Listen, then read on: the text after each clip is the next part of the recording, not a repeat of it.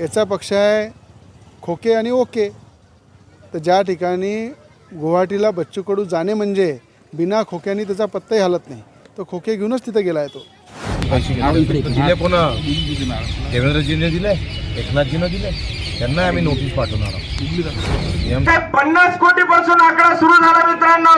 आणि आजचा सकाळचा आकडा जे काय होता, आमदार साहेबांना सांगितलं होतं की तुम्हाला मी 100 कोटी रुपये देतो. सध्या राज्यातील राजकारणात 3 आमदारांशी संबंधित 3 क्लिपने खळबळ उडाली आहे.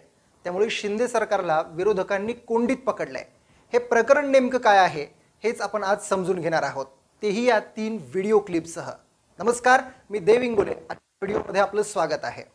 50 खोके आणि एकदम ओके असं ठाकरे गट 3 महिन्यांपासून शिंदे गटातील आमदारांवर आरोप करतोय. पण आम्ही खोके घेतले नाहीत, उलट हिंदुत्व आणि शिवसेनेला वाचवण्यासाठी उठाव केला असं शिंदे गट सांगतोय. हे नेमकं कसं झालं, का झालं? शिवसेना आणि हिंदुत्वासाठी हा उठाव होता की आणखी कशासाठी? की ठाकरे गटाच्या म्हणण्याप्रमाणे 50 खोके एकदम ओके असं हे प्रकरण होतं?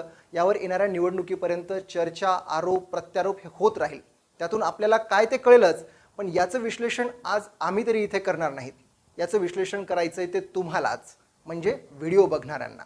तुर्तास राज्याच्या राजकारणात 3 व्हिडिओ क्लिपने खळबळ उडाली आहे. त्यामुळे शिंदे सरकारची कोंडी होऊ शकते. नव्हे तर आता सरकारमधील अपक्ष आमदार असलेले फायर ब्रँड नेते बच्चू कडू यांनी तर थेट मुख्यमंत्री एकनाथ शिंदे आणि उपमुख्यमंत्री देवेंद्र फडणवीस यांनाच नोटीस देण्याची धमकी दिली आहे.